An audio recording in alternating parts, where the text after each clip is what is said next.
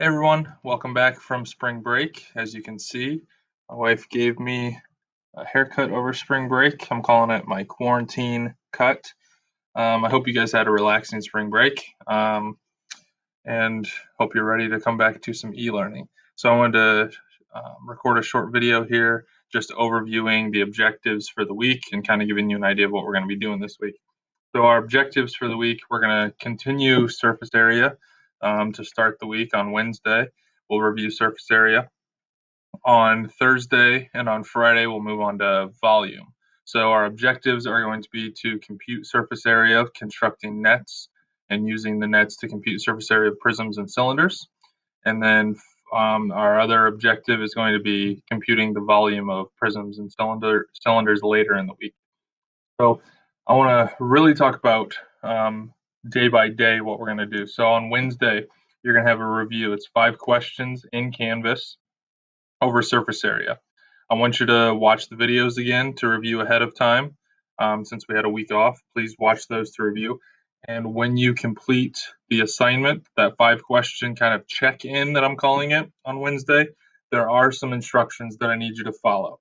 First of all, I am grading this assignment on what you get correct, not just if you complete it or not like we've done previously.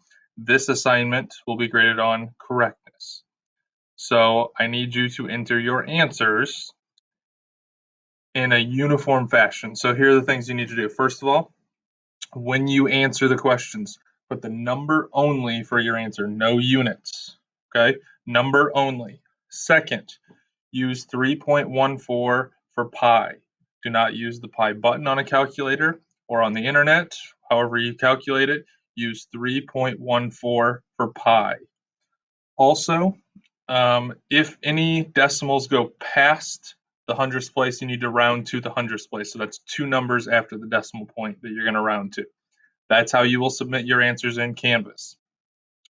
If you all submit them that way, you will not get them wrong for just a silly reason when it's really right. Okay. So again, number only, no units. Use 3.14 for pi, round to the hundredths if necessary. Okay. So that'll happen on Wednesday.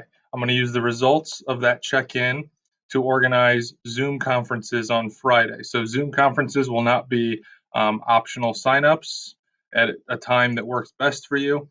I'm going to group students based on what you scored on the check-in, so that you'll be grouped with students who kind of fall into the same category as you do, so have the same level of understanding as you do, so we can just address those concerns in Zoom conferences.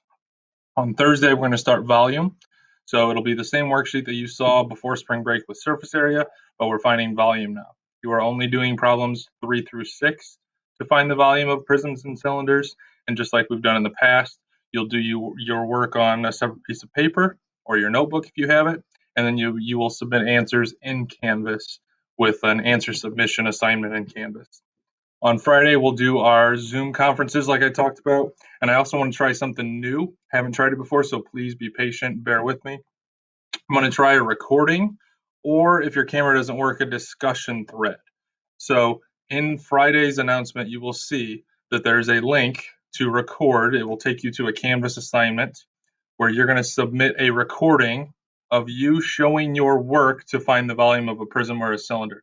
You're going to use the worksheet that you do on Thursday. So the assignment you complete on Thursday, you're going to use again on Friday. You're only going to show one problem, but you are going to show your work and you're going to describe it out loud, step by step, what you did. Make sure that I can see your work. So hold your work up or something so I can see it, and then talk me through step by step how you found the volume. Just one problem. Can be a prism, can be a cylinder, doesn't matter, but one problem.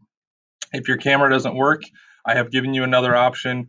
There's a discussion thread that will be started on Friday, and you're going to describe just in your own words using complete sentences how to calculate the volume of a prism and a cylinder in the discussion thread. And again, there's a link in Friday's announcement for that. That is our weekly overview.